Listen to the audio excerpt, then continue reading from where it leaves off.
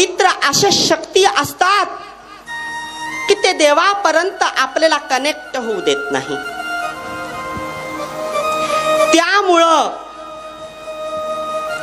जांबाळी येतं. जांबाळी माहिती ना, त्याला म्हणतात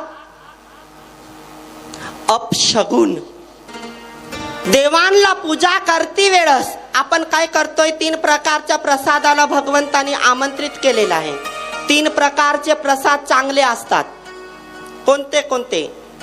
आपल्या हाताने शिजवलेला अन्न शुभ असतो. आपल्या हाताने दिलेला फळ ते बी शुभ असतात. पण रेडीमेड केलेला प्रसाद साठवून ठेवतो आणि 3-4 दिवसानंतर आपण देवाच्या चरणामध्ये समर्पित करतोय, त्याला अपशगुन सांगितलेलं आहे.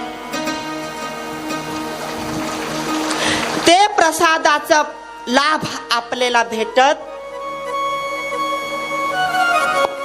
बरेच ठिकाणी मी असं सुद्धा पाहिलेलं आहे का देवाच्या समोर 56 पक्वान वाहतात. 56 पक्वान वाहन चांगलं आहे, शुभ आहे, पण ते रेडीमेड नसावं. सूर्य उगवताना करावं आणि सूर्य आथमताना देवाचे चरणामध्ये समर्पित करावं ते प्रसाद.